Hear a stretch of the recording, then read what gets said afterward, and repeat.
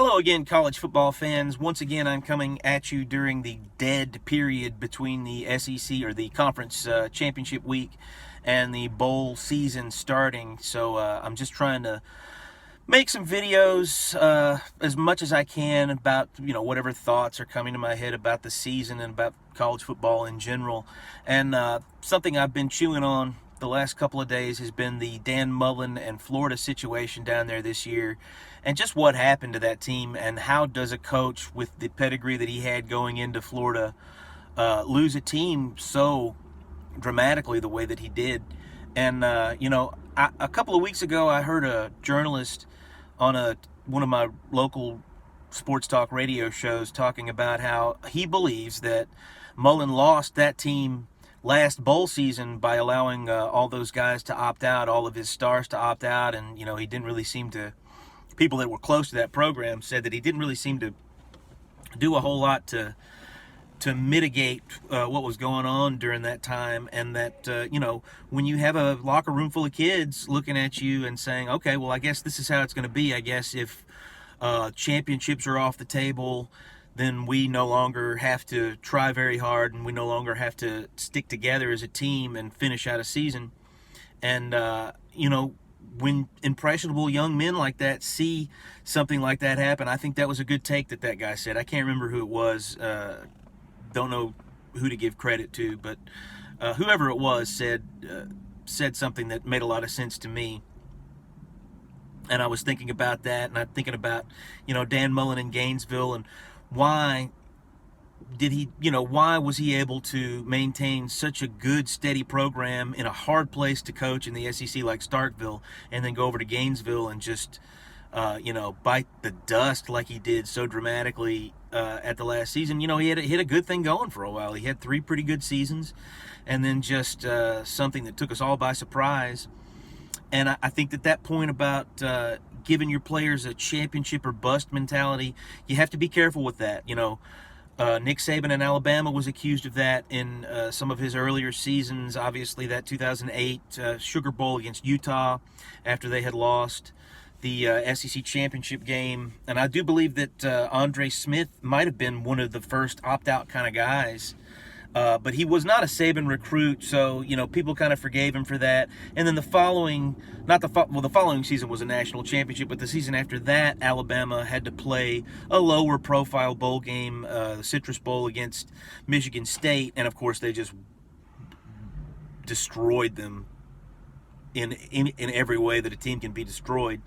And so they were forgiven for that. But then they kind of phoned it in the Sugar Bowl again against Oklahoma after the kick 6 debacle, and they were kind of forgiven for that because their heart had been put through a meat grinder a month prior to that. So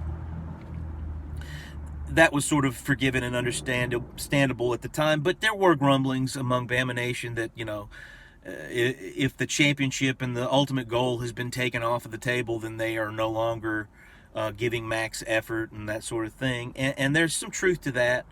But, one of the problems with Mullen in Florida this year was the championships and all of the goals were off the table about halfway through the season. And then that's when you saw that team quit on him. And that's just too glaring. That's too much. You can't quit on half of a season. You never want to be accused of quitting in college football. But if you do, at least you can, make some excuses if it's just a game, a bowl game, that sort of thing. And it would have been okay if, just Pittman and Tony and Trask were the only ones. And, it was just sort of a rare thing for superstars that have high NFL draft status to do. Then that's one thing. But when you lose your entire team halfway through the season, you get fired in the SEC, as we have seen. And, another thing with Mullen is he was kind of a weird guy, a quirky guy, and you can get away with that in Starkville, even by not winning championships. You can be quirky, and as long as you're getting into a bowl on a pretty consistent basis, which he was able to do, then you can be a weirdo in Starkville. But you can't be a weirdo in Gainesville and lose. It was just too much. The losing, the perception that his team quit after their goals were off the table, and him being just an overall weirdo and kind of unpleasant with the media. I mean, you know, Nick Saban's always been unpleasant with the media, but when you win as much as he does, you can do whatever you want. He could probably do his press conferences naked nowadays, the way he's got, you know, that entire fan base just wrapped around his little finger, as they say. And you know, you can learn some lessons from Mullen. You can learn some lessons on, you know, when you get into a big market, when you get into a program that has a fan base that's focused on it as sharply as the Florida fan base is. There's just some things you can't get away with. And of course, the cardinal rule in the SEC and all of college football and all of sports, really, you got to win. You just have to win. And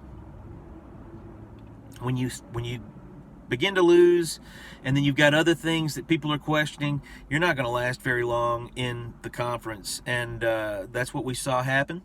And I think we can learn a lot of things from what happened to Mullen down there, and I think that that's something to keep an eye on going into this bowl season. You should look at the teams that have superstars, that have draft status. What are they doing? The coaches and the teams where everybody's opting out and they're phoning it in for their bowl game, you know, keep that in mind when you start making your predictions next season. And the teams, even bigger than that, the teams that do have superstars that are not playing for championships, and those are few and far between. Most of the teams that are, you know, that have a lot of your draft players, your draftable players, do still have pretty big bowl games, or they're in the playoffs or that sort of thing. But just keep an eye out on those New Year's Six bowl teams that have a lot of NFL talent on there, and the coaches and the teams that can keep those guys on the team and can keep their team focused on winning those games. That's what you want to look for when you're picking winners going into next season and moving forward. So just a little bit of a thought exercise on that, and I will be coming at you with some more videos very soon, and very soon we'll be coming out with all of the SEC bowl predictions and where those guys are going. And then, you know, moving forward, we'll be talking obviously a lot more about the college football playoff, and not only the big one with Bama and Cincinnati, but obviously the Georgia-Michigan game as well. Got a lot of thoughts about all of that. And thanks for watching, and hopefully we will see you soon.